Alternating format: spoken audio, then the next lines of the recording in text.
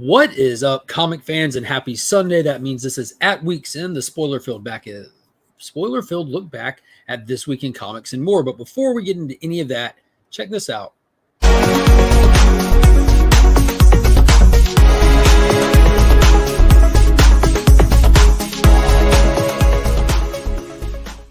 Shout out to Big Time Collectibles for sponsoring the channel and the monthly Legion Loot giveaway. If you don't know, that is the big giveaway for a lucky channel member every month, sponsored by Big Time Collectibles. So be sure to check them out at their website and on social media. And if you need anything cleaned or pressed, hit up my good friend Justin over on Instagram. Let him know that you found him via the channel and take advantage of special offers for viewers of the channel. The link to Justin and Big Time are in the description below, as well as a link to the local LCS and sponsor, ABX Comics and Games. If you're ever in the area, be sure to swing by, hit them up if you're looking to get into comics or gaming. As you see, gaming is in the name. They do a lot of gaming there. They just got into the new spot, and they kind of getting situated in the schedule for the week, and they posted the week schedule and all the stuff you can do if you're just getting started or want to dive in head first with a new crew of gamers. They do paint nights on Friday. They do all kinds of stuff. It's really cool. Super duper cool.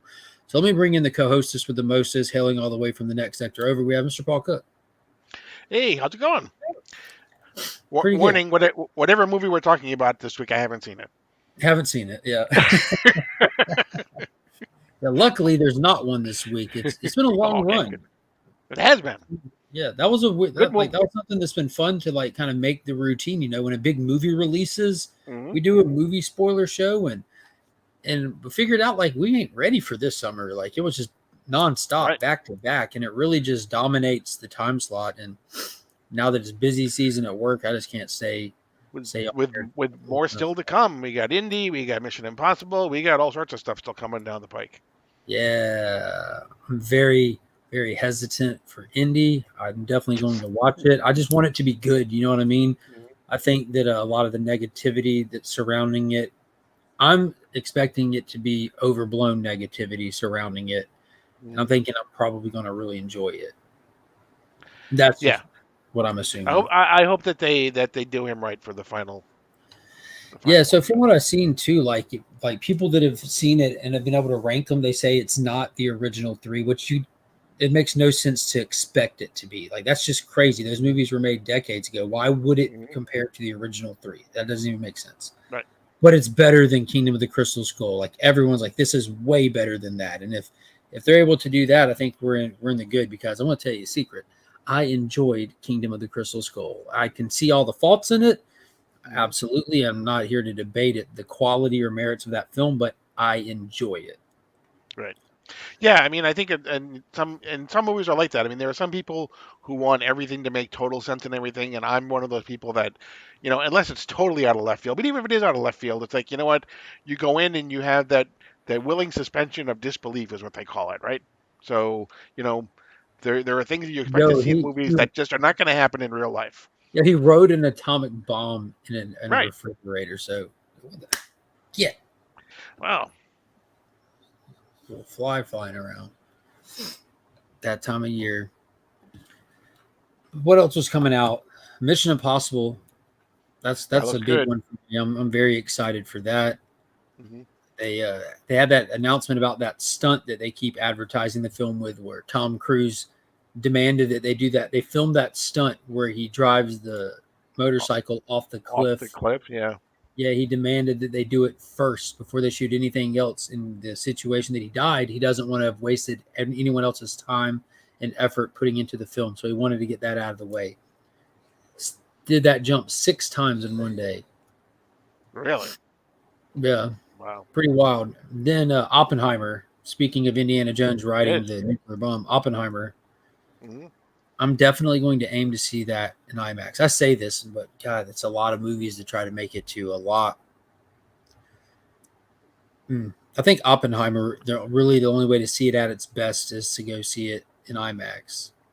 I'm sure it'll be a great movie either way, but. And the thing about, I mean, I'm thinking, I want to go see Oppenheimer too, but I'm almost kind of scared because it's this actually happened, and it's this guy created something that could destroy, basically everything.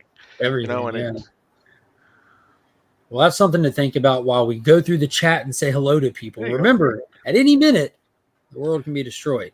What Speaking of is being going able to on? destroy everything, how you doing, Pops? Let's go, Legionnaires. Pops got in here, squeaked in before Las Cruces. What is going on? Hooray. Woohoo. Hello, Hulk Collector 82. Hope you're doing good. Derek, what's happening? Mr. Beckerman, hello, hello. He's here to end the week. Couching and slouching with C. Bizzle. How are you doing? Mr. Kenneth Bird, as always, thank you so much. Esteban, my man, what is happening? Glad to see you in here tonight as well. Warlord, what's up? What's up? Hello, my beautiful Durs. It was great getting to see Durs in person at Heroes Con. It's officially been announced, Heroes Con 2024, the official con of the YouTube community. It's been deemed. It's happened. The fly ain't paying the bills around here. It can kick rocks. Hey. So I've got these two little dogs. I like to leave the door open over here so they can kind of just come and go. And it's become too hot to do it. Too hot to do it. The fly came in through the forbidden door. He came in through the forbidden door. For those that don't know what that reference is, AEW's pay-per-view is tonight, Forbidden Door, and MJF is currently wrestling. Austin LeMay, what is up? What's up? Very excited news coming down the pipe with Austin LeMay. Lady Durs is currently reading Do a Power Bomb. Oh, it's good. That's going to change her life. I hope it changes her life. If it doesn't change her life, she's dead inside. That's how you're able to measure it. They're saying a lot of people's names. What is going on, KBDM? Hello, hello. I just saw Extraction 2 today and loved it. Such a great movie. I still haven't watched Extraction 2. It released Heroes Con weekend, so I have to play catch up and watch that. But I think Extraction is hands down Chris Hemsworth's best film that he's in. Like it's fantastic. I love that movie. I'm excited to see how they play a sequel for it. I don't want any spoilers, but yeah, it would look like it would have been a tough movie to make a sequel for. He's supposedly stepping away from acting, right? I think he's already past that. Like, I think he already stepped away because he announced that stepping away thing before Extraction. Too. Oh yeah. I'm sure. Yeah, I'm sure he had already finished filming it and everything. But okay, I assumed he filmed it out because it feels like so long ago when Love and Thunder came out. Love and Thunder came out, and he's like, "Yeah, I'm done. I'm done." Well, no, he announced it because he found out that he has some sort of a gene that makes him predisposed to Alzheimer's. Yeah.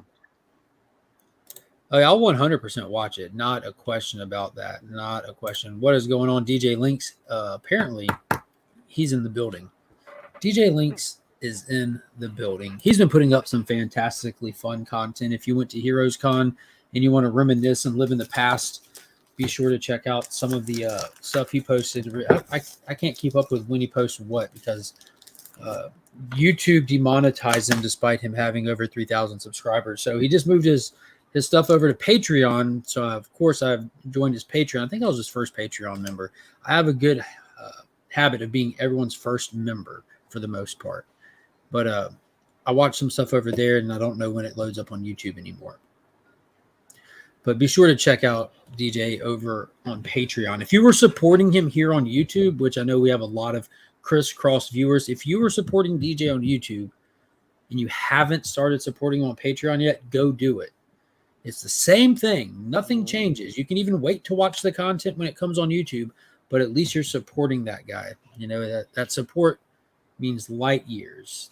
That's why he's able to give away like PS5s and stuff like that. All the money that goes into his channel to this channel, it all goes right back out to the people that were supporting it. They're supporting it. Yeah, the viewers fund the channel. They don't fund my lifestyle. They fund the channel. So, and the DJ is the same way. So I'm a big supporter of that guy and how he operates his channel memberships. Another guy I'm a big supporter of, he's the power bottom of the community, self-proclaimed power bottom of the community. I didn't give him this title. He gave it to himself, but he earned it. TM Nerdy. What is that? Power bottom Coming out like Richard Nixon. We're still just doing intros. I was dragging it out. I'm glad you made it. I just seen your message. I thought you just sent the link, and then I saw that you posted something saying you're going early. I was like, oh, shoot. Yeah, I sent you a message saying I was going early, then sent you the link. Yeah. Sorry it was last minute, but it'd be like that sometimes, man. If I go on time every time, people know what to expect. So they're used to me going late, so we decided to go 30 minutes early. That's right. In Legion of all Comics. reality, It's not only good, it keeps you on your toes. yeah. So in all reality, the kids are staying with my mom tonight. So I'm like, I'm just going to go ahead and do the show. So let's see, where were we at? People saying hello. People saying hello. Aggressively relaxing. What is happening when you have made such a powerful, beautiful film as Love and Thunder? Why not walk away? Can't do it better than that. You really were my first, and you were gentle. Yeah, I just never touched. forget your first. Link Squad for sure. Yes, and you will a stripper show. Yeah. You sport DJ, you get the stripper show for sure. Cinnamon to the stage. Power bottom is a guy that really likes it in the butt. It's Galen. Yeah, we're more than aware. That's the bottom. Thank you for keeping us on our toes. Like I said, he's the self-professed. That's right. We didn't give him that name. He came up with it himself.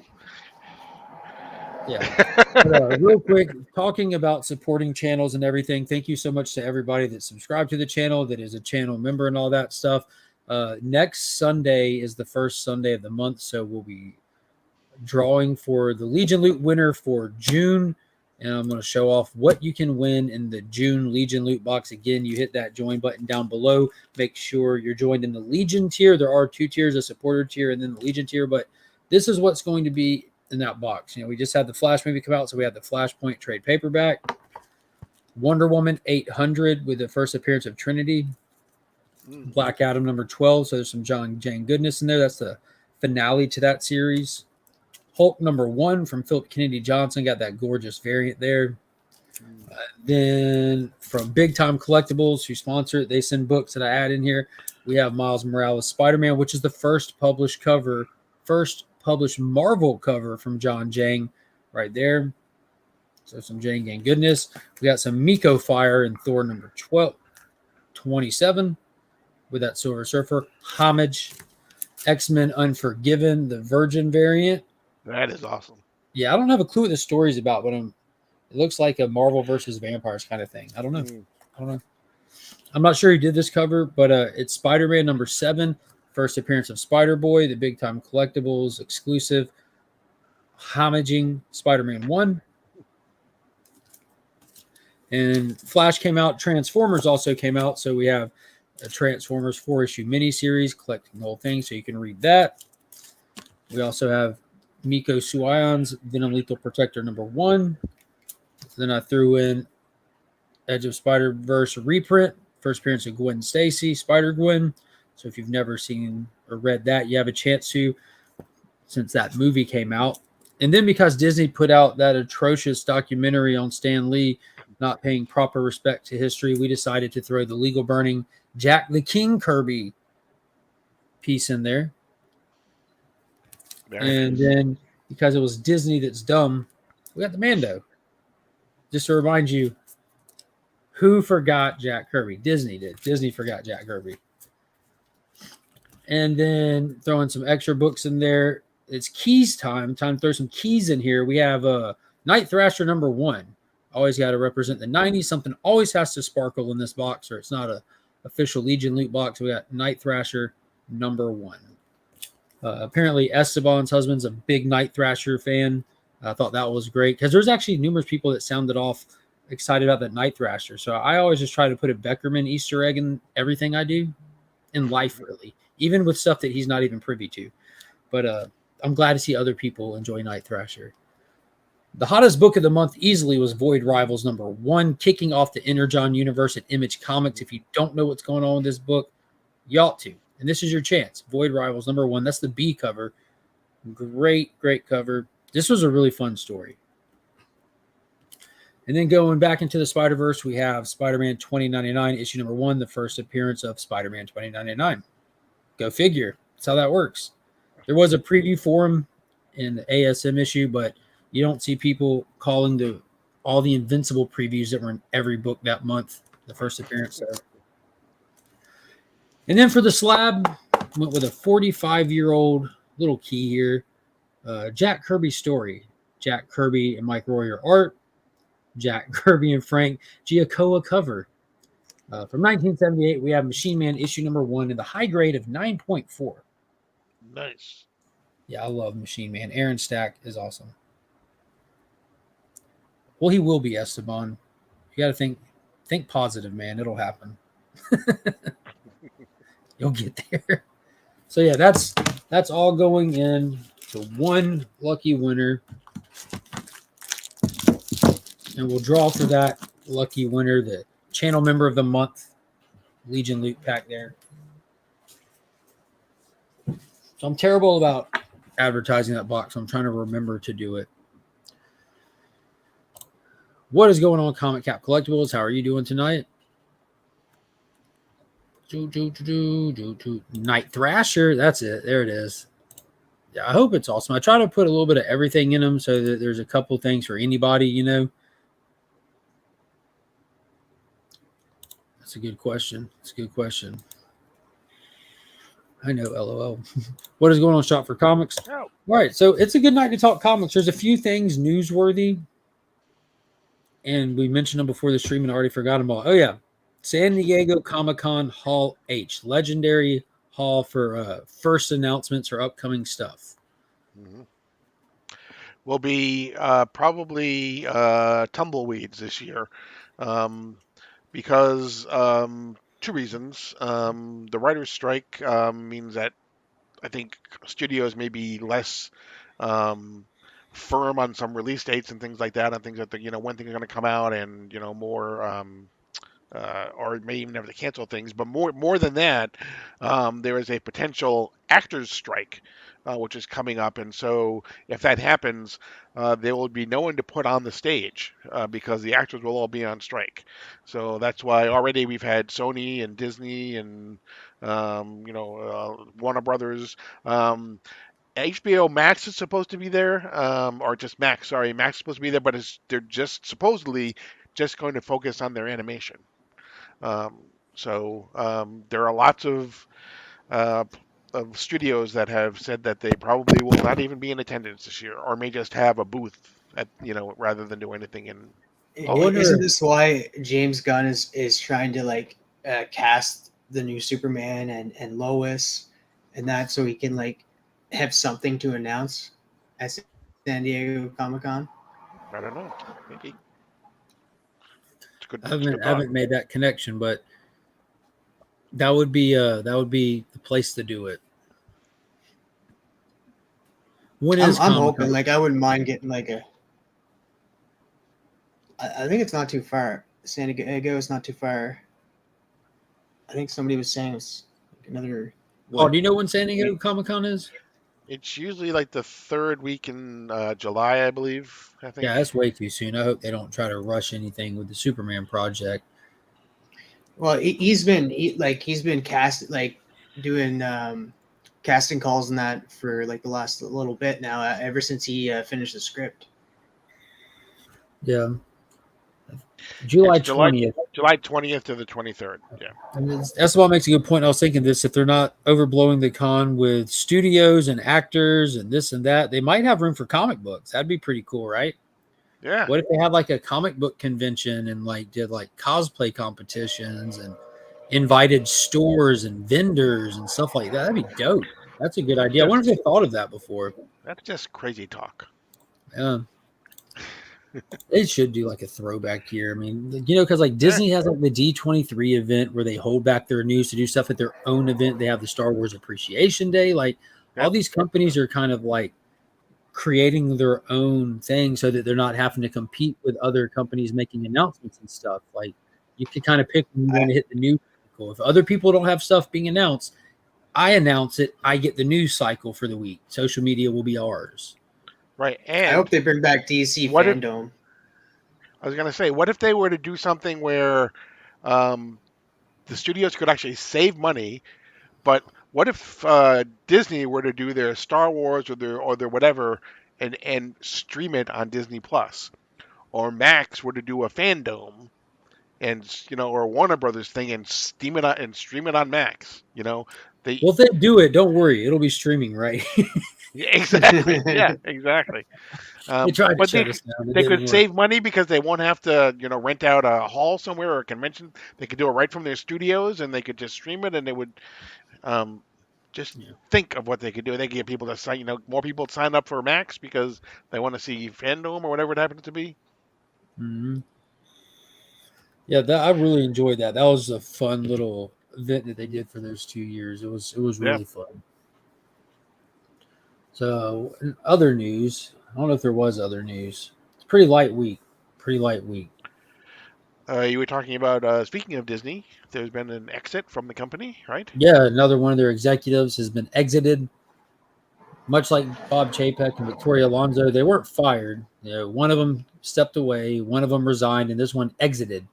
Right. So following, just like the other ones, following the hot on the heels of everyone's talking about the flop that is The Flash, which it has massively flopped worldwide. It is clocking in at just under 200 million. It had like a massive drop in the second week, but everything else is too. And actually the flop so far of the year has been Pixar Studios' Elementals, which hasn't even crossed 50 million worldwide at the box office.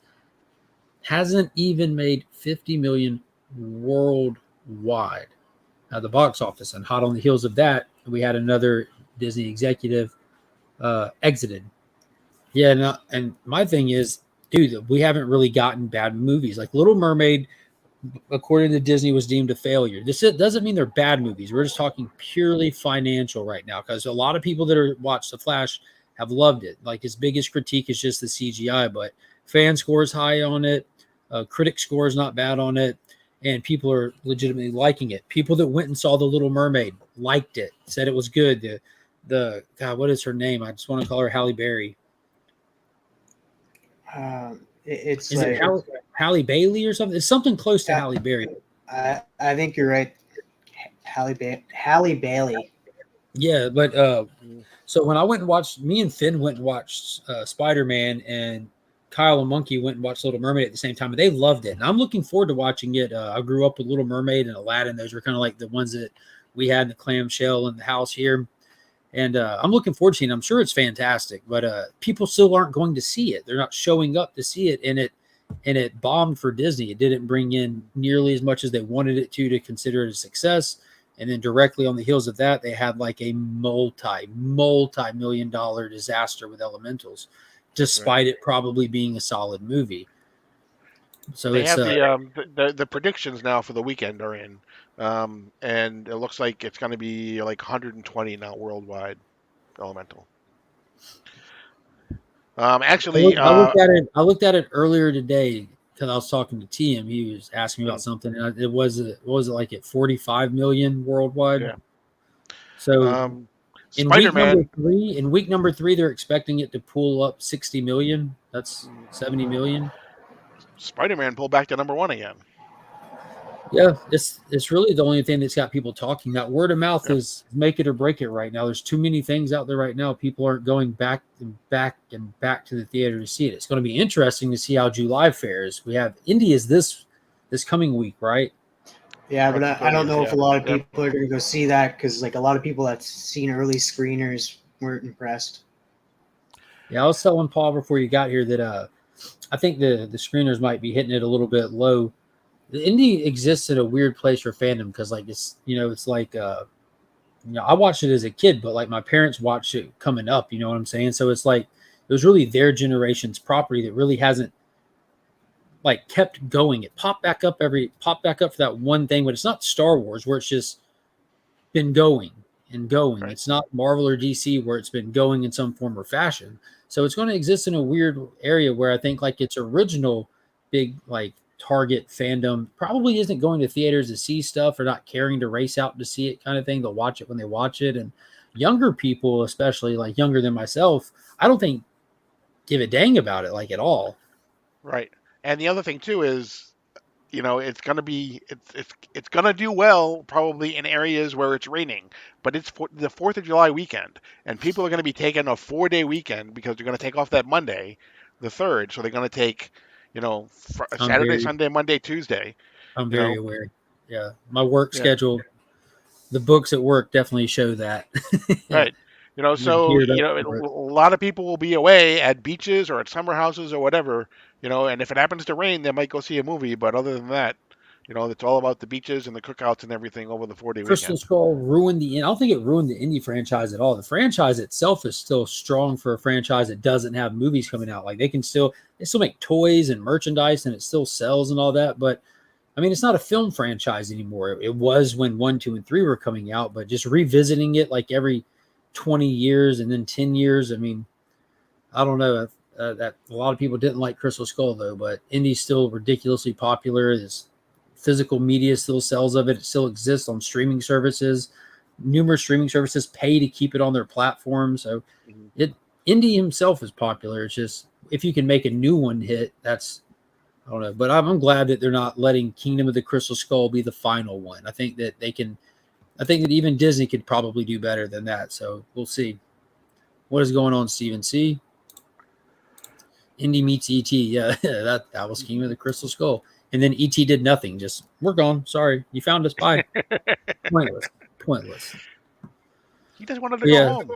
So, yeah, it's been a rough movie season. And Transformers Rise of the Beast has been hands down my favorite movie this summer that I've seen. I watched Guardians, Transformers, Across the Spider-Verse, The Flash. But I think that easily Transformers was just, for me, the most enjoyable from start to finish. Good time. Out of all the ones I watched, it's the one that I'm thinking about the most, wanting to watch it again. A lot goes into that. I've told people before, I'm a sucker for the Transformer movies. I'm a Michael Bay, his whole universe defender. I don't have the extra knowledge of Transformers beyond like some cartoons of it when I was a kid of Beast Wars, but the movies just hit for me. And I'm excited. Did they break even on that movie? Like, did they make over? No, but that's the thing. That's the beauty about Transformer movies is they can never lose. They're not aiming to break even at a box office. Those are glorified toy commercials is what that is. Transformers is a limitless franchise that will never die with a following that is insane without movies ever existing even. Every time they make a movie, good, bad, or indifferent, everything else across their brand just skyrockets. And they just sit there and just laugh and just rub money all over themselves. So knowing that they have numerous installments in their franchise that have crossed $1 billion, that's like one of the healthiest franchises out there. They can have a movie not be ridiculous at the box office. Last time I looked, it was I think it was just over 200 million. I haven't looked in a while. Worldwide now 341. Ooh, it's doing good then.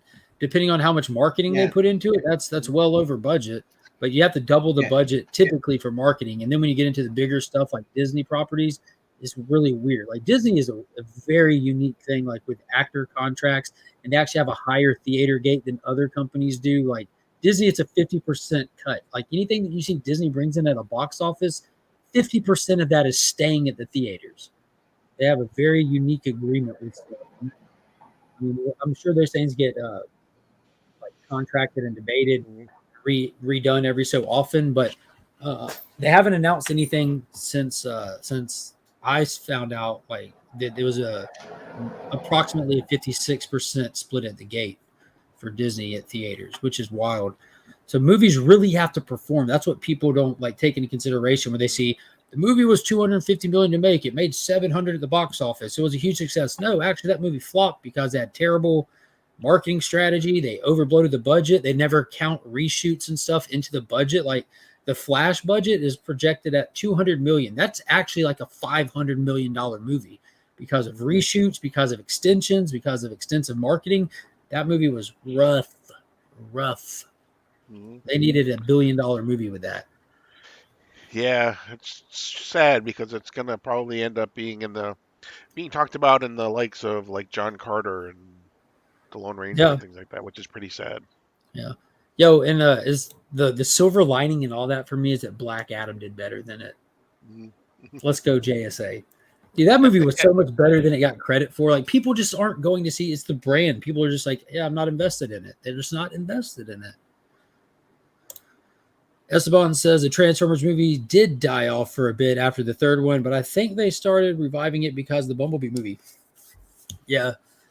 Age of Extinction, when they kicked off with Mark Wahlberg, I don't think those it was a huge financial success, but critically it was like fan wise, it wasn't as well received. So I think they made the right call. That's pretty wild to think about, is like those movies haven't lost money yet. Bumblebee was the lowest earning one that they ever made. And I think that's because like people have to realize you're restarting, you're relaunching. General audiences do not hang out in the same news threads that us nerds do. They don't hang out on these streams. They have to eventually find out about it. But yeah, I love this this new franchise era that they're in for Transformers. I would have been happy with them continuing the Bayverse. I want to go back and see how they deal with. They just introduced the idea of Unicron in Part 5. I'm like, yo, Earth is Unicron. What does that even mean? Next movie, please. I'll never know. I'll never know what it meant. Because we're definitely in a different universe, because like the Earth is definitely not Unicron since it was coming down. Yeah, no. I think they were the main way for Transformers. I really hope that they continue with this and we get a little bit more of the Beast Wars, because more primals, more Maximals, yes. And not only that, Predacons, because like we need Megatron there, we need like other characters, we need Dinobot, just like Dr. Von Hoot says, like we need Dinobot. Yeah, get him to come over there and be on the good guys team. Yeah. So that's why I really hope that they continue. He was like wasn't he kind of like the Starscream character? He was like the right-hand man who's going to try to usurp Megatron and got his butt kicked, so he ran over to the good guys team. Yeah, and that was all in like the first episode. Like the first episode ends with him trying to take over and fight Primal to become the leader of the Maximals, and then he beats the second Primal. episode. Well, not really. He Primal, like he almost falls off, and Primal actually saves him. And then he's like, "What are you doing? You're an idiot. You should just let me die in that. You're not being, because that's who Dinobot is. He's a warrior. He's just like, you have to die in honor. You have to fight to the death in that." And Primal saves him and makes him reevaluate his thing, and then he becomes a Maximal. But he's always on that side where he's like, he fights for himself, not for the Maximals. And if anybody's ever curious to watch any of the old Transformers, and when I say any of them, I mean any of them from any era, they are all on YouTube for free on official licensed YouTube pages. It's fantastic. It's super cool. I've been like going back, and everyone kept recommending that I watch Transformers the movie, and then I'm like, yo, but this is like the finale to season 2, so I have to watch season 1 and 2 before I watch the movie. So I'll get to it when I get to it, but I got sidetracked watching Beast Wars with Finn. It's so good. It's so good. One of my favorite characters, like Dinobot's up there, but one of my favorite characters isn't introduced until season 2, I think, when they introduced the Fusors, and that's Silverbolt. Mm-hmm. Yeah, they're introduced already where we're at in it. There's 2 of them. I'm thinking of the Tigers, I think. There's 2 Tigers that get introduced. I know that there's Silverbolt that gets introduced. Jeez. Silverbolt and Quick Draw. He's like a half-breed of like a snake and a scorpion. I'm just glad you didn't say Rat Trap, because I want to take that character, put him in a pillowcase, and throw him in a river. Also, to your point, TM, from when we were doing the Transformers stream, you were talking about them being on Earth. We're not. There's 2 moons in the sky. There are 2 moons in the sky. I know that's why it's confusing, because like I'm just like, I was like, I don't think it's Earth in that, and like Dr. Von Hoot says it is, but that's why I said it gets confusing. So like as a kid, I'm like 100% sure like it passed my eyes. Like growing up, I had G.I. Joe the movie on VHS, watched it 1,000 times, love it to death. But dude, I just never watched the old Transformers stuff. Like I grew up in a VHS era, you know what I mean? Like you just didn't have access to everything like that. I grew up watching Batman and X-Men and Spider-Man on TV. Beast Wars was what was on. Power Rangers. I was balls deep in most of that stuff. And out of all that stuff, Transformers, the least of all, had a lot of the toys. They were Beast Wars toys. Pops and my mom got me like Optimus Primal when it first came out when I was a kid. And yeah, I can think back to, like, mushing his face and turning it around when you're transforming him. But yeah. Wait, how many moons do you all see? Rat Trap is not. Rat Trap might get awesome. I'm waiting for him to get awesome because right now he's insufferable and he, like, puts everyone in danger. Yeah, Dinobot is awesome. He's really cool. Yeah, dude, Rhinox definitely didn't get enough playtime in the movie. If you watch this show, you realize, like, how you definitely would have expected him to get more playtime in the movie. Fortress Maximus. The toy was as big as me. Yeah, there's some awesome Transformer toys. I ordered something from China, Transformers related. I'm excited for it to get here. Some assembly required, but very excited for it to get here. I'm gonna put it up here next to my RoboCops. And back here. It'll go back here. I know somebody you could talk to that, like, usually gets, like, stuff from Japan and stuff. It's Cryo Prime. Cryo Prime is, like, huge into, like, collectibles from Japan and that. So if you ever want to get something from Japan on the cheap, I'll hook you up, or he'll hook you up. Well, I just Google stuff and find stuff. I do remember seeing that person in the chat over here for the first time when we did that Transformers video. Yo, it looked like a damn tornado's about to come through here. I heard my house creaking and looked out the window and all the trees are moving. That's weird.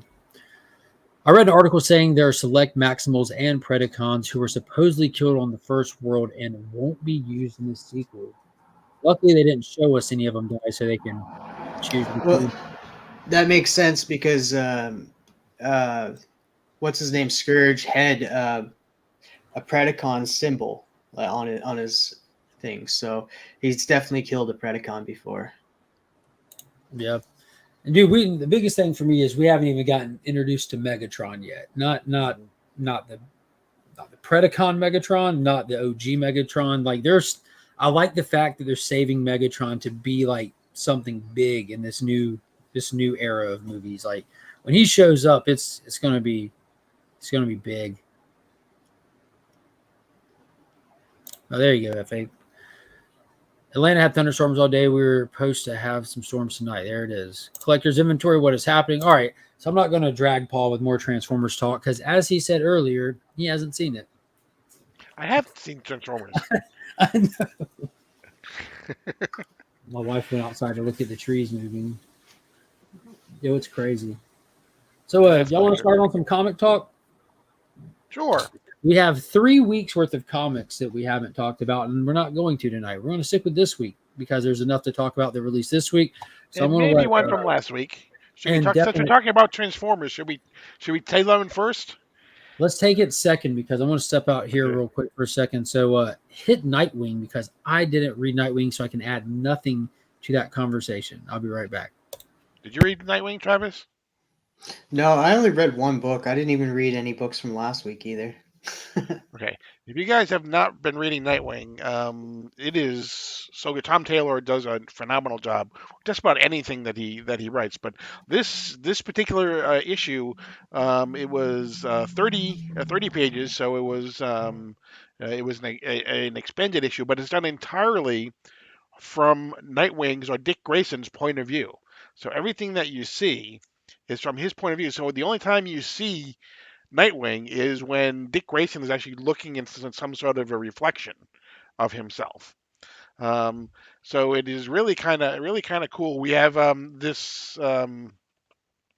So he wakes up. Obviously, he's him and his girlfriend Barbara Gordon. So we start by he's waking up and he sees Barbara Gordon and everything. There's some kind of cool interaction between Barbara and Dick, and then they find out that there's something going on a train. There's a train that is a runaway train that is heading, through Bloodhaven. They go and they find it, and they find that there are. I can't think of the name of the two girls. The Double Dare. Double Dare. So. The Double Dare girls are basically one of them is on the train. She is basically riding the train. Her sister has been kidnapped And what happens is the girl that is on the train has a serum or some sort of a vaccine inside of her that is basically being it's an antidote for something that's ravaging some countries in the Middle East and Africa and things like that. Um, and they have kidnapped Double Dare's sister, or the one of the two girls, um, so that this other girl will come in and submit herself to all tests and everything, so they can basically go ahead and generate the vaccine. Um, we find that basically the people that kidnapped the sister do not know what her other sister looks like, the one that's on the train. So Barbara decides to pose as her, goes to where she's supposed to go. Dick then also explodes through the windshield. I mean through the skyscraper windows, and we find that little lo and behold that Heartless. Who we have not seen for a couple issues, but was all over the annual from last year, and was the person who basically ended up uh, killing the last mayor. I can't think of his name now. It's not Blockbuster. I think it was Blockbuster. Although I could be wrong. Um, he is the one who has basically kidnapped the sister and is now holding her hostage to get the vaccine. By the time Dick gets there, he basically talks. There's a whole big dialogue between the two of them. There's some pretty funny dialogue too, where uh, Heartless keeps calling Dick Grayson Mr. Wing, and he's like, it's all one word, as in Nightwing. He goes, then he says, it would be like me calling you Mr. Hole. Um, so um, we end up. Barbara had already basically cleared everything up and did whatever she needed to do, and then that's kind of the end of the issue, and we'll come back to whatever we go from here. So I was happy to see that the Titans were not in this issue, because now that they have their own book, hopefully they'll stay out of the Nightwing book. We don't really, I mean, once in a while maybe, but it kind of got to be a lot to have both of them there. But now that the Titans have their own book, we can concentrate on Dick and Barbara and whoever else we want to give. So it really was kind of a cool idea doing it from Dick Grayson's point of view, and the entire issue that way. They've done a couple of kind of these type of different type of issues. They had one not too long ago. It was if you laid the pages down next to each other, it would end up being one long panel, one long comic panel. I read that This one, the yeah, two-page splash thing. yeah. This one was done all from Dick's point of view. So they're trying some things, and Tom Taylor writes a good narrative. So I can't recommend Nightwing enough. So, and it's been Nightwing has actually been nominated for an Eisner Award at San Diego Comic Con, which nobody's going to anymore. Rightfully so. Oh, they can do that in Hall H. Yeah, there you go. Another one. Hall H will stand for hello, hello, hello. Yeah. The Wonder Woman 800 dropped this week, featuring a lot. This was like a showcase of Wonder Woman and the associated characters to her: Wonder Girl, Donna Troy, aka Wonder Girl, and Wonder Woman.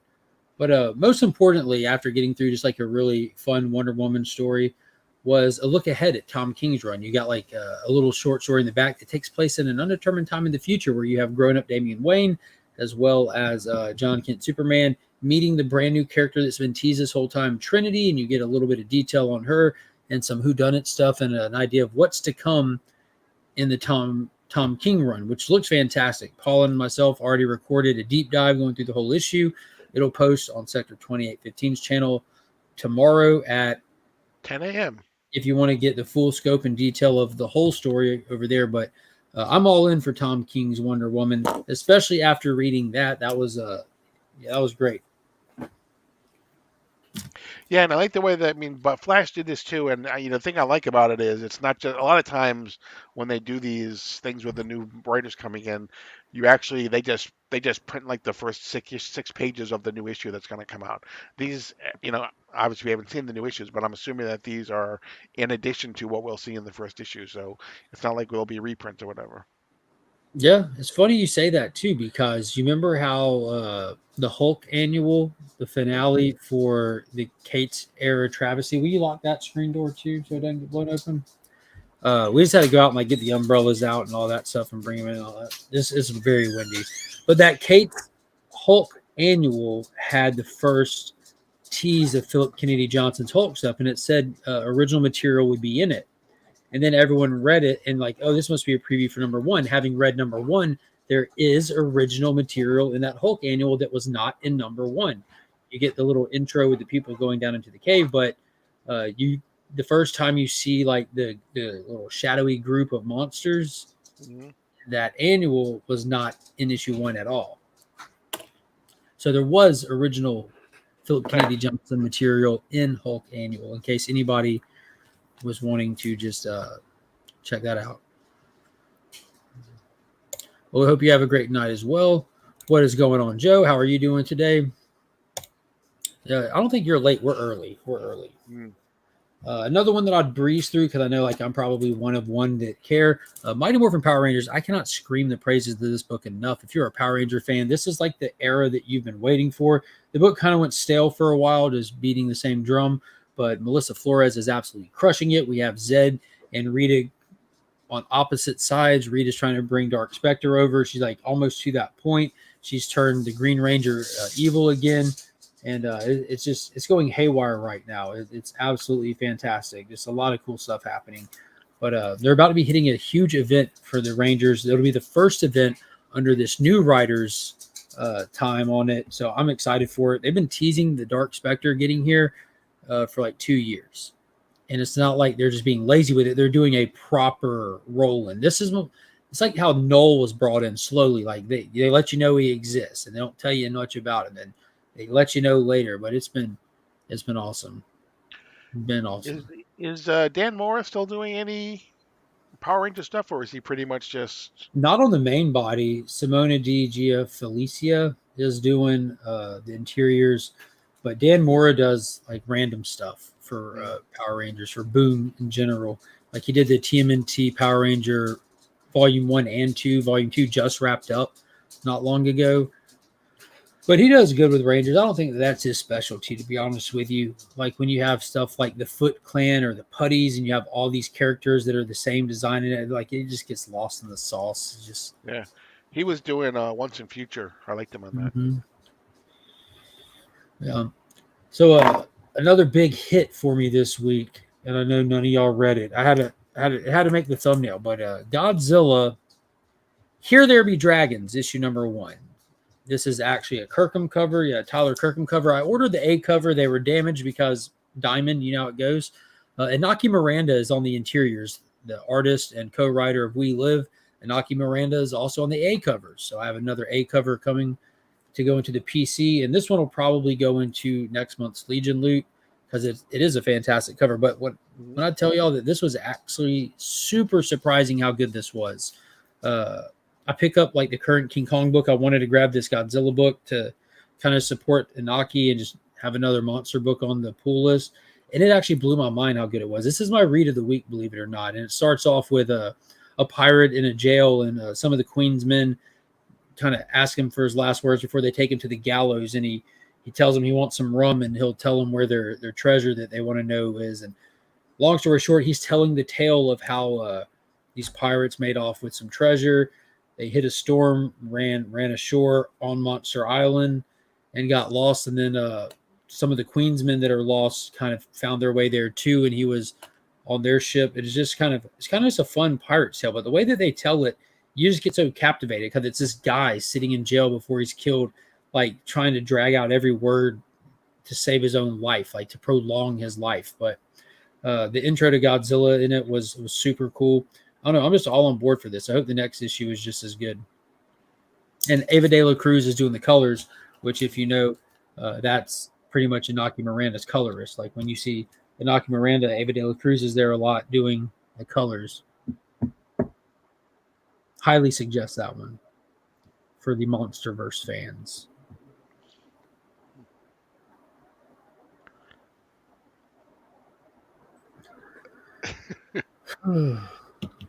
You want to talk Superman 4? And then when TM Cool. gets back, we'll hit Incredible Hulk 1. I know he read that. Superman 5. We can do Superman 5 if you want. I have it right here, as a Okay. matter of fact. Okay. So do I. So, Banshee is the focus of this one. As we know, like the format for this series so far has been like Superman villain that we know and love gets twisted somehow and attacks Superman with hyped up abilities. Banshee is the one for this issue, but there was a huge catch at the end of issue 4. Mm-hmm. We find out that Jimmy Olsen and the Silver Banshee are dating. So we kind of get a little throwback in this one, a little bit of a flashback that catches us up to current events. So we see how they meet, we see them hanging out, we see them dating, and we see that they have actually a fantastic relationship that I could see myself picking up a new Superman Pals Jimmy Olsen book if this creative team was doing it, featuring him with this. But it was absolutely fantastic. It blew my mind. We get to see more of Dr. Farm, the villain that's causing all this mayhem, who's experimenting with the different color kryptonites on Superman villains to kind of just disrupt him. We still are unsure if Superman is his primary target or if Lex Luthor is. We see the fact that Supercorp come in and try to help put down Silver Banshee, and Superman is very reluctant to accept any help from them. Even makes an offhanded comment, "Isn't it convenient that y'all always have a super weapon for every one of my villains?" And they're like, "Yeah, that's our job. We're here to be Superman support. We're aware of who your villains are. Like, that's why we're here. We're here to help." So there's still the tension between them. And why wouldn't you have tension with Mercy rolling up on you? They still haven't touched on the fact that Mercy has been altered by the Lazarus resin, because that happened. And they still haven't touched on that since then. And this is pretty much the only book we're seeing Mercy Graves in right now.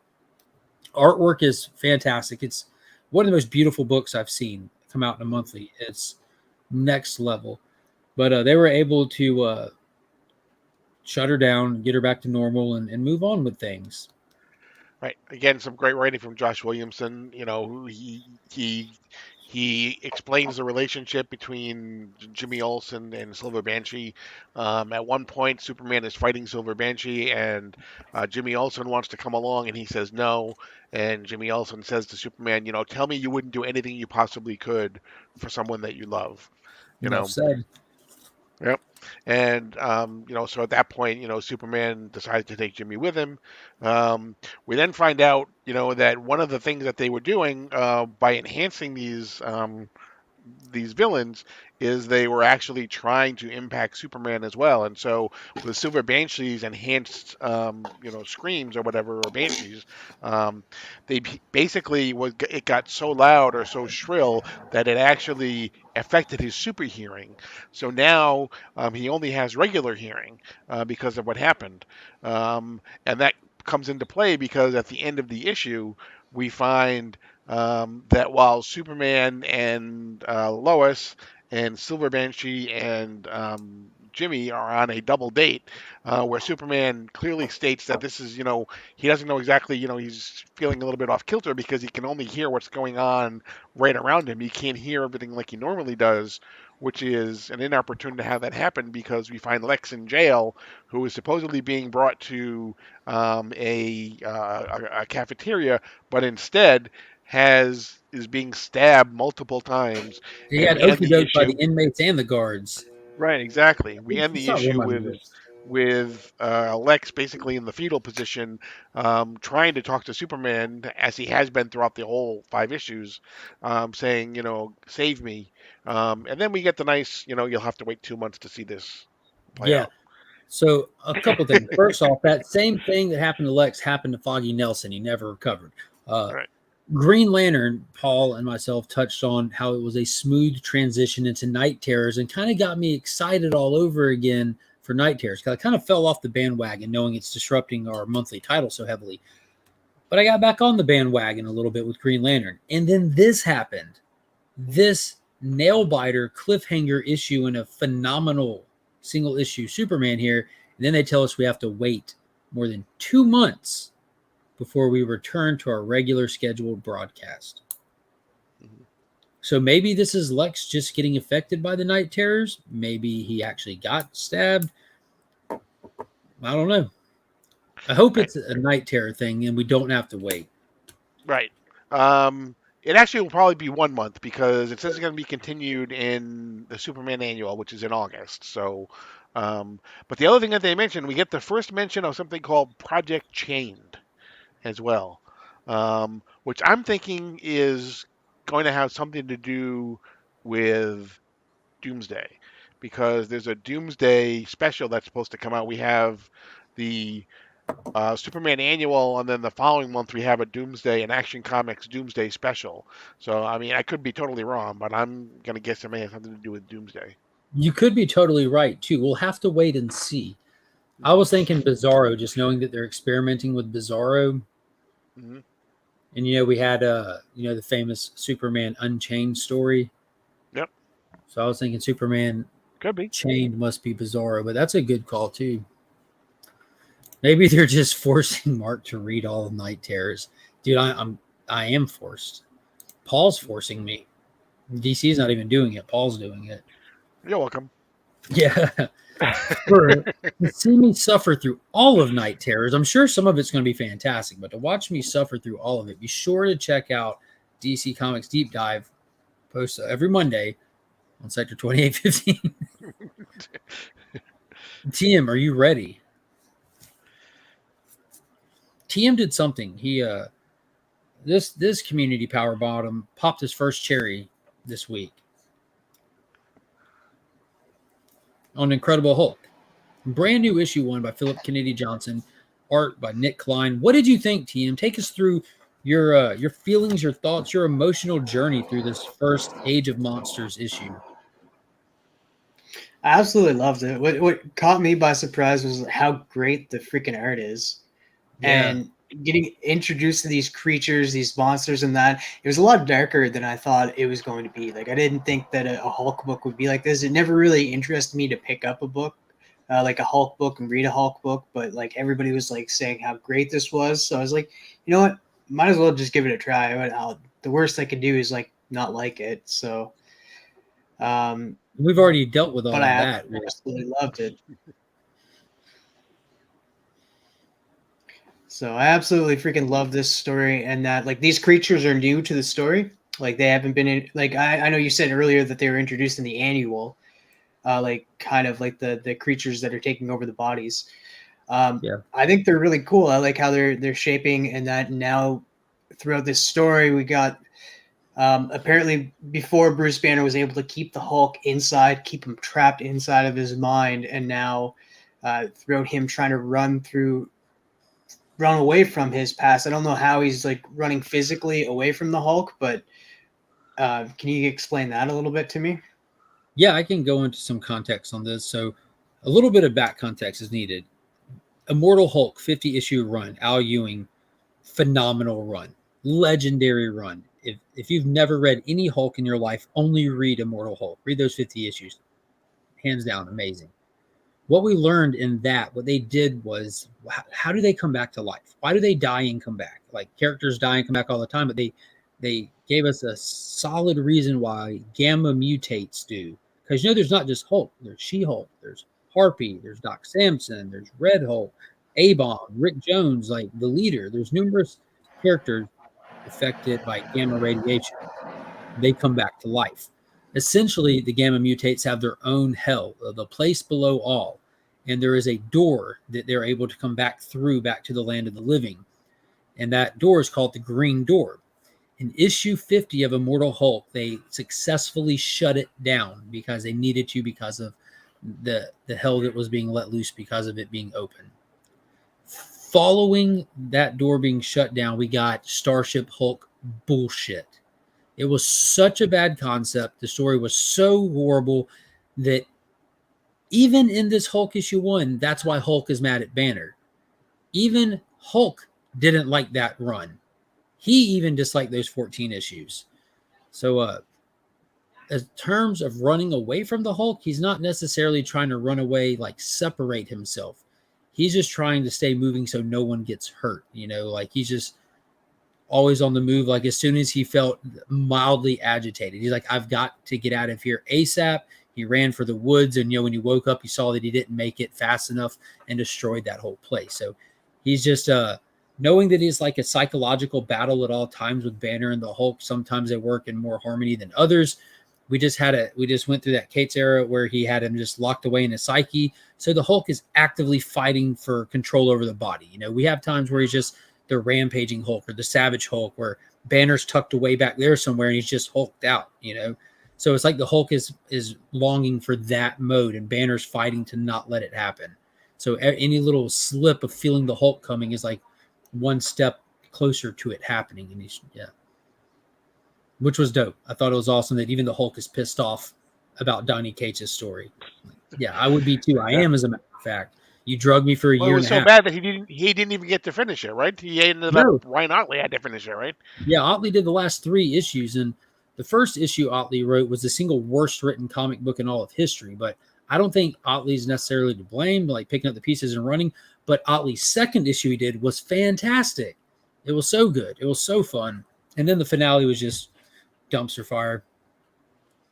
And they didn't even explain how he's not Starship. We just like, screw it. Send him home, make him normal, and just go. Hulk is always decent, never bad like a lot of other Marvel. I never will not pick up Hulk. I will always have it on my pull list. I'm almost done with my complete run. Like, I don't know if y'all watched the HeroCon video, but I picked up Hulk 5 at HeroesCon, so I'm halfway through the original 6 even. I've got all of the issues from Tales to Astonish. Picked up the first appearance of Wendigo, which was like the biggest key that was left after, you know, the original 6. So I'm almost done with my Hulk run, but Donny Cates' run was objectively terrible. I don't read a lot of other Marvel stuff because how bad Marvel is just in general, in my opinion. I try stuff constantly, but I don't have a lot to measure it against. But for me, that Hulk run was painful. Where do you think this little girl factors in? Like, I feel like she's going to be a big part of the story going forth, because we got a little bit of her story and who she is. Yeah, so I don't know, because like I was afraid, like I caught it in the Donny Cates run. I'm like, they're gonna give Banner some kid to take care of, and he's gonna be like the father that his dad never was, kind of thing, to a little kid. And they didn't do that. Like, just like the classic Cates, he has dad issues. Like, it's everything he does is daddy issues stuff, like from God Country to Venom, everything. So maybe they're gonna do that with this run, but I don't know. I thought it was really cool. Like, our little sub story was a girl trying to fix a car that her grandmother left for her so she could get out of her abusive home. The dad catches her trying to do it, comes out to beat her. She goes running off. The dad wrecks the car trying to catch her. She goes up and she hulks out. She doesn't physically change, but we see that duality of characters from Bruce trying to control his anger and that rage that's within him, and it stems from an abusive father. And then we see this new character, this girl, go through those same range of emotions without having the power inside of her, just letting loose on her dad and then just kind of leaving him there on the side of the road and running off.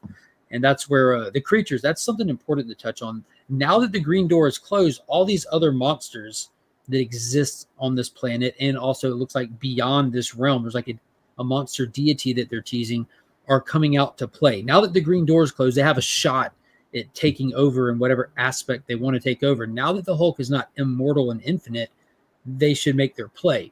And that's who are showing up. And they're disgusting. They're twisted. They're wicked. There's monsters inside of skin bags, basically. And when they consume somebody, physically eat them, they take their form until it's time to feed again, it looks like. So it was actually wicked. Like TM said, it was very, very horror. It was wicked.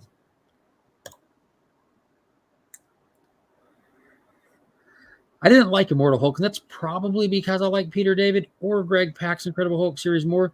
I like Peter David's run, but Immortal Hulk was just legendary to me. And to be honest with you, my favorite run of Hulk is Bruce Jones' run. The whole Return of the Monster thing. And I think it's cool that we're diving into monsters as well, because, issue 1 of the Hulk, is he man, is he monster? He's both. It's a great angle to play. It was average at best. Yeah. It had, don't get me wrong. I think I had like 2 issues I really liked. I liked the Titan, when Titan went full Titan in number 5 or 6. I thought the idea of like Banner hulking out, then Hulk hulking out, like I thought that was cool. But then the reason behind it was so dumb when they finally got to it. Mark is going to Hulk on soccer dad van like Tokyo Drift. I should. I haven't read Hulk yet. I have it coming, but one of the things that I'm not surprised about is Philip Kennedy Johnson, because he has this knack for being able to. He doesn't just totally disregard what's come before him. He has this knack for being able to take what's the pieces that he wants to use and really kind of continuing to flesh them out and making them part of his runs. He did that with with Action Comics as well. Oh my Of God. some, so I'm not really surprised by that. Yeah, for those that don't know, I've been singing Philip Kennedy Johnson's praises for a few years nonstop now. Bendis almost destroyed Superman for everybody out there. It was just like the diehards still keeping up. And Philip Kennedy Johnson is why we have 6 super titles right now. He took Superman and he made it not just acceptable again, he made it fantastic. And then Tom Taylor jumped on board. And they're just, yes, Philip Kennedy Johnson saved Superman comics. So now it's just right that he's doing it to the Hulk comic. So I'm excited to see where he goes with it. I think it's awesome getting to see him, like one of my favorite modern writers, working on both my favorite characters, Superman at DC and Hulk at Marvel. It's like a kid in a candy store right now. It's like Christmas time. Christmas time on my pool list. And new Action Comics next week. So if you haven't checked out his Superman stuff, it's a great time to. It's always a great time to pick up Superman. What is going on? Comic Yeah, Steve Beach is crushing it, dude. That guy, he hit my radar hard. Just ping, who is this? Who is this man made to draw Superman? You talked Nightwing. Did you mention Titans yet? I did not. TM, are you following Titans? I only read one. I didn't realize that it came out. Issue 2 came out. Yeah. Damn it! You want I gotta some go back and spoilers? get that. Yeah, I'll take some spoilers. Okay. Issue 2 of Titans, brand new series, Dawn of DC. This is pretty much our Justice League book right now because the Justice League members are still off doing their own thing. We're supposed to be getting the Return of the Justice League toward the end of the year, if I remember correctly, from the stuff that wasn't meant to be leaked out there. But I'm hoping they do. But in the meantime, the Titans are our premier superhero team in the DCU, and they're doing it very well. Great team, perfect team for the job. They did not just get put in this position. They have earned their stripes, so it's awesome getting to see them be the front-running team. That last issue ended with a huge bombshell. We had Wally West, the Flash, laying dead from a bullet wound in Titan's Tower. And this starts off with them all in shock. What happened? Oh, my God. And when I say all of them are in shock about Wally's death, I mean all of them, including Wally, because there's a dead Wally, but the actual Wally turns the corner like, yo, what is that? So apparently, a little bit. It's almost like a Final Crisis vibe. Yeah. So apparently, Wally caught a bullet. Before he could die from his wound, he ran back in time to try to warn himself of what was coming. So he didn't get to deliver the message, but the dead body is message enough. They're going to start looking into it. And in the meantime, they have to deal with some insane fires happening over in another part of the world. I can't remember where. Borneo. Porn EO. Happening in Porn EO, Paul says. Or Borneo. Borneo? Yes, Borneo. With a B or a P? With a B. Okay. B as in boy. Yeah, we were thinking of 2 different places. Yeah. But Titans is what makes me excited for DC. Yo, it was awesome. Pick up issue 1. It was okay. Didn't get any others. And I was a big Titans fan. Yeah, I'd suggest, dude, issue 1 was just an issue 1. You get some great dynamic stuff in this one. And one thing that they decide on early on is we have all of them wanting to rush off to put out this fire. They know that it's a specific attack. It's not just an accident. They're associating it with the nuclear power attack that happened in the last issue, and they have to make a quick judgment call. Nightwing shows his his true merit in this one. He's like, Donna, take point, take the team. Wally, you're not going. I know you want to go and help. You're the fastest person. You could save most people, but I feel like whoever's coming to kill you could do it there. It's clearly someone that could get close to you. We found black soot on the bottom of your shoes, and there's black soot in the forest. So you have to stay here with me and your dead body.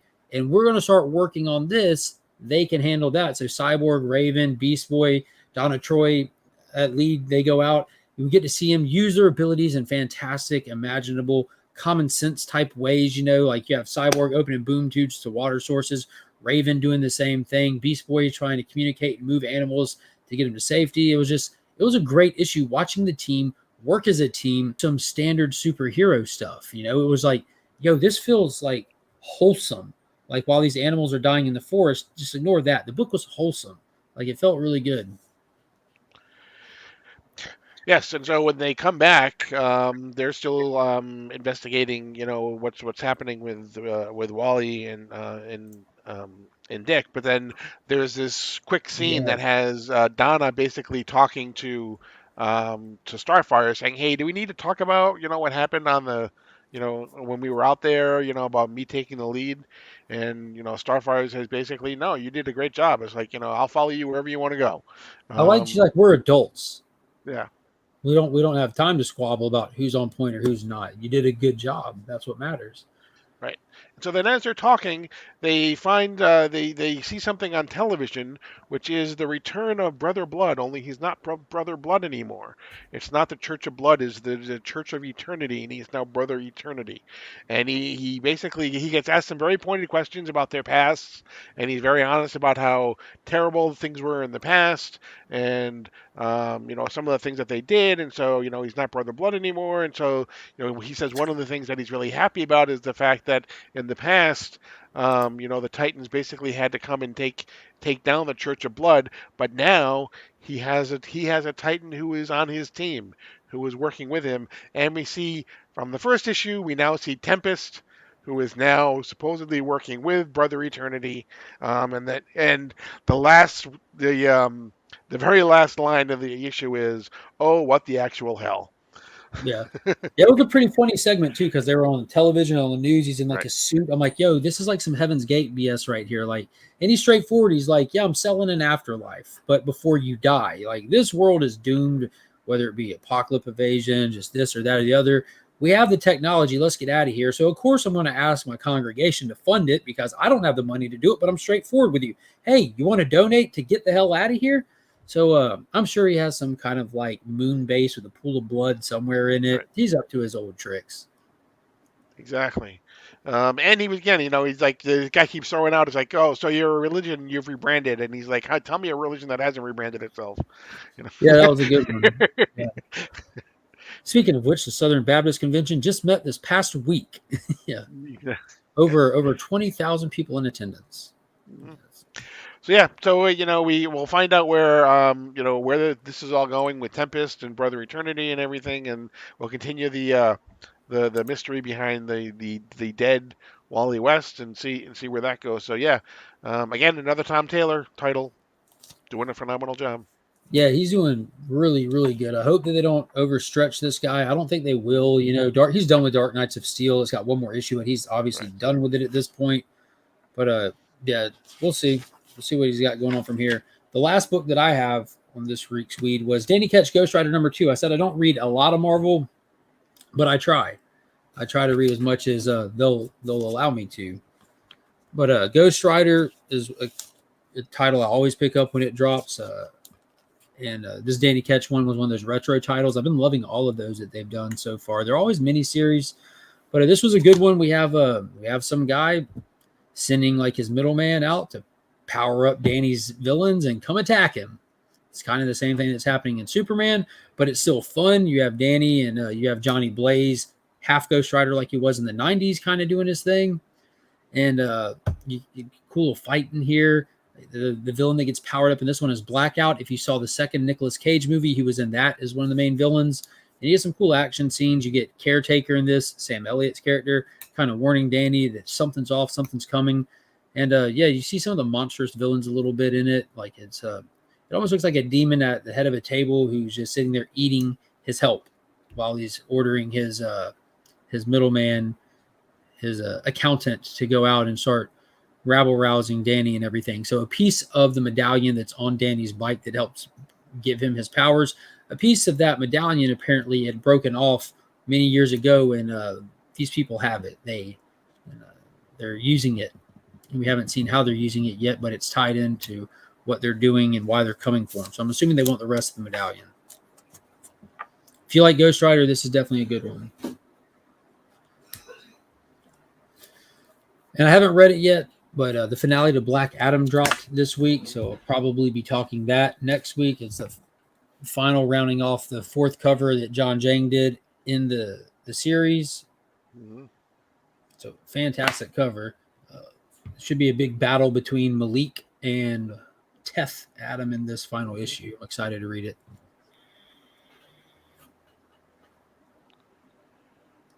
Suckers born every day. Stickers born. Suckers. Suckers. Okay, yeah. Not me. Finishing out some Marvel runs, and that's it. Mike's closing up shop with Marvel.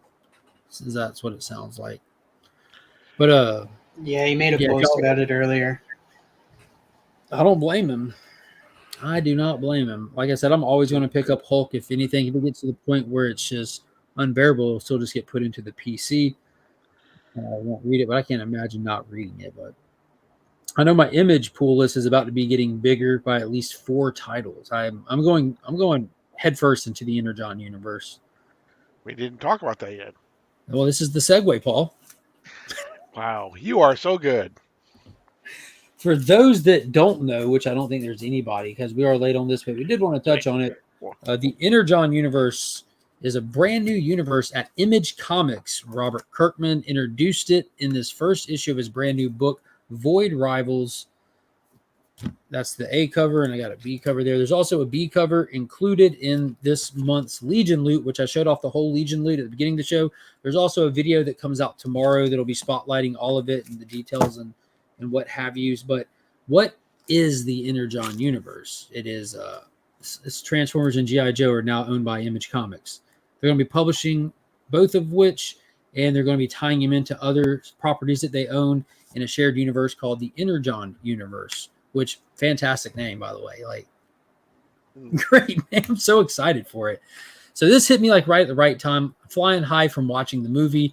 I decided to start picking up some Transformers, collecting some Transformers.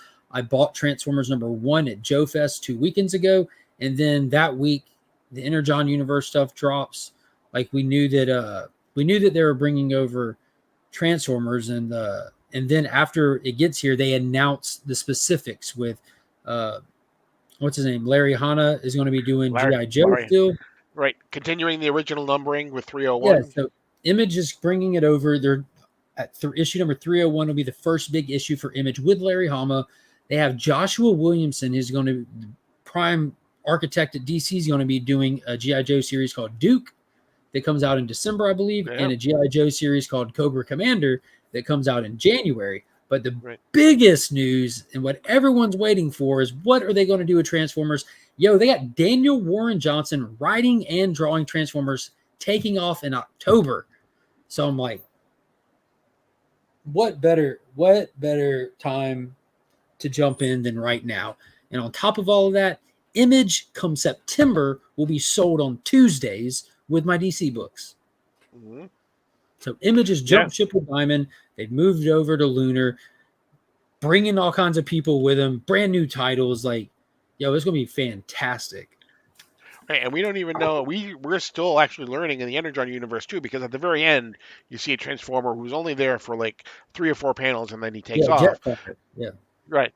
But we have a whole other story about 2 people who were supposedly, chasing one another, and they want to kill one another, and now they're stuck on this planet, and now they have to try to work together. So you have all that too. So besides the Transformers and the G.I. Joe worlds that the Energon universe will be part of, he's creating this whole other thing that he's doing as well.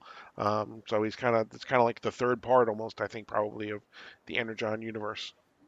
Yeah, Esteban says, hey, what Marvel's been doing to Spider-Man and X-Men. Yeah, Hickman destroyed X-Men, and Spider-Man has been dead. I think they're intentionally tanking Spider-Man. I think they don't want good Spider-Man books. We know Marvel will intentionally burn down a title to affect movie stuff. We know that. They did it with Fantastic Four when they didn't have movie rights. They did it with what was it? X-Men when they didn't have movie rights, and as soon as they got 20th, they started making X-Men books again. And I think because Sony has Spider-Man, they're just intentionally trashing the books. I honest to God believe that. Right. So Headquake Jr. asked about it is Skybound actually that has the rights to Transformers and G.I. Joe, but Skybound is Image prints the Skybound. Yeah.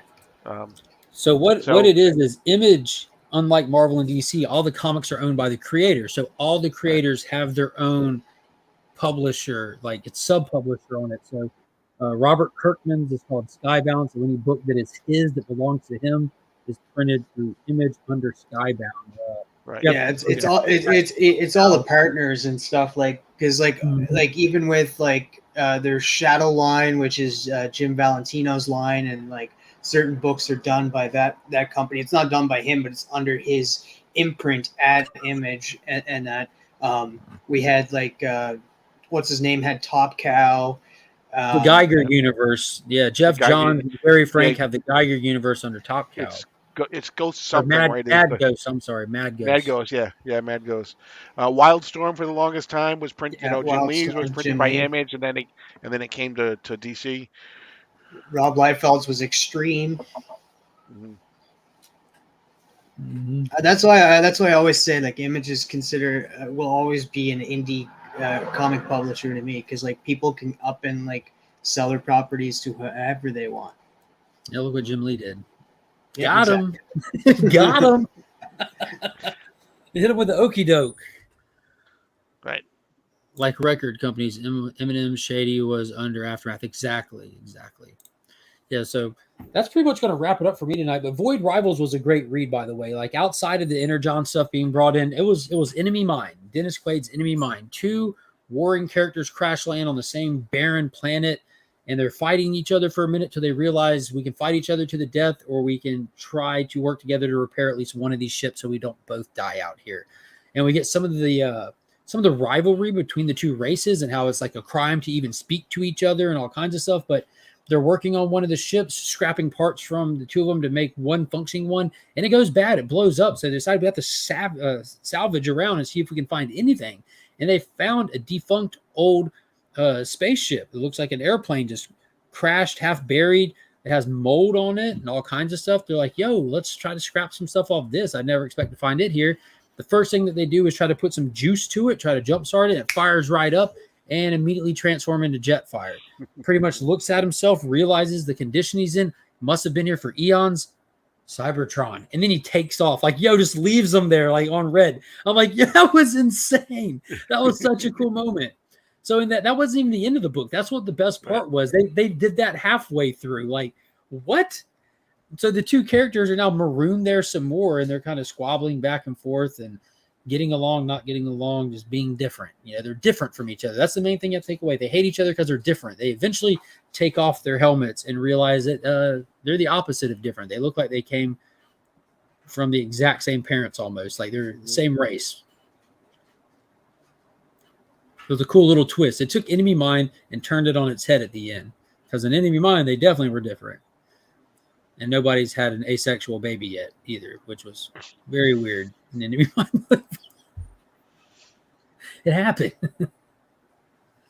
Oh, man. But it was cool. There's going to be 12 issues to Void Rivals, so that'll get us well into the Energon universe. And I believe they're supposed to be introducing other properties along the way or other stuff to get us hyped up for it as we go through these 12 issues. A second print is on the way. There are 2 Jetfire covers. One of them is awesome, and one of them looks dumb as hell. But I'm going to be getting the awesome one. I think it's a Sesame Street homage. Am I right? Yes, it is. You're right. There is a Sesame Street Paul.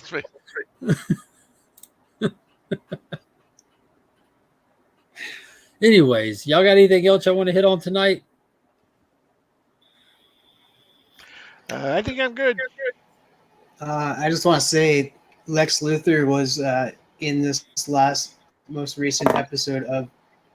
Oh, okay. He has one episode to go to catch up. So No, that's it. I won't say anything. I legit plugged him. I couldn't hear shit. Oh, yeah. You know what happens? Like he was coming in. Do you?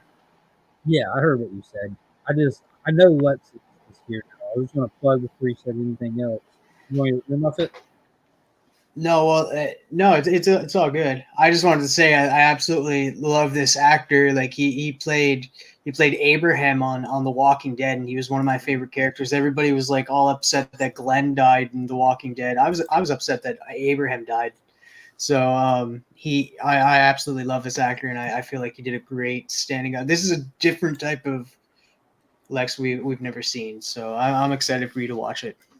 Yeah, me and Paul were talking about it. Next week, we'll be past the finale. So next week, we're going to be definitely spotlighting that. Hopefully get some more people in the chat that have watched it. So next week, we'll be going in on the big finale and the season as a whole kind of thing. Because for me, at this show has gotten extremely better every single season. Like I thought one was a perfect season until I saw two. Then I thought two is a perfect season until I saw three. It's just the writing in this show. Like it doesn't matter if they have a budget of $10, as long as they have these writers doing it. This show is a 10. It is insane. I like, and we got the news that it is going to be renewed for a fourth season, but certain characters are not going to be back. Yeah, you won't get. It's like you won't get 7 characters are gone, Yeah, and only 10 episodes. Yeah, it's like a half season almost. I mean, it's nearly a full length season, but it's a half-ass season. At least we're getting something. They knew that. Right. Maybe they're just doing it to give us a proper close to the series or whatever. But next week we're definitely going to be talking. We're going to be kicking the show off talking Superman and Lois. We'll draw for the Legion loot. See who the channel member of the month is that gets the Legion loot for this month. So if you guys are interested in that, hit that join button down below. See if it's something for you. If you're wondering what's in it, if you missed what's in the Legion loot, check out the video that comes up tomorrow. And then tomorrow at 10 a.m. on Sector's channel, the DC Deep Dive on Wonder Woman 800. TM has Between the Lines and special guest Ryan Adagawa. I got some art here that I want to show. That's from Ryan, so you get an idea of what to expect. Holy shit. So this is our guest that it will be on Between the Lines tomorrow. Is the artist that drew this, and the theme is in honor of John Romita Sr. It's going to be John Romita Sr. characters. So if you guys want to draw from home, you guys can, and just draw some John Romita Sr. characters like Gwen Stacy, Punisher, Wolverine, those type of characters. Nice. And then on Wednesday, early, it'll be spoiler. I did drop like the first episode, like non-spoiler, and then I did a spoiler one. This week I'm just gonna drop a spoiler one. It'll probably be Wednesday at some time. So watch the show first and watch that. Also, give me a like, guys. I want to know that I'm doing a good job. I'm getting like 6 likes over there on my videos, and I'm like, oh, maybe I'm not doing a good job. Let me know I'm doing a good job. Leave a comment, please. I intentionally don't hit the thumbs up because I want you to wonder. That's probably right. Yeah, we didn't talk Secret Invasion tonight, so we'll touch on episode 1 and 2 next week. It was okay. I do want to touch on one thing though. Like there was like spoilers, guys. Like close your ears, mute it for a second. I haven't heard anybody say this, and I want to know if anybody is on the same page as me. When the villain comes out and you see that he's changing into those 3 characters that have been throughout the series, throughout the first episode, I felt like it was like taunting him, saying, I was always there. I'm 3 steps ahead of you, Fury. And I was like, oh, like that's what got me pumped of like how he presented himself and like how like I feel like this is going to be a freaking awesome show. Was not excited for it, but I'm pumped for Secret Invasion now, just because the threat is real. If I've learned anything from Disney Marvel, I've learned that we watch it smarter than they write it. So I don't think that they've caught that 3 steps ahead of you comparison of that. That is cool. Yeah, nowhere in the realm of possible do I think their writers are comprehending what you just witnessed. Yeah, it would have been cool if they were, though. Definitely would have been cool if they were. Yeah, I think I'm more excited for it now than I was before I watched it. That's a plus, right? Mm-hmm. There you go. Esteban's got some words to live by. We're gonna ride out on these. Just believe in yourself that you're doing a good job, and you will be fine. Until next time, as always, I'm Mark, but we are Legion. Bye.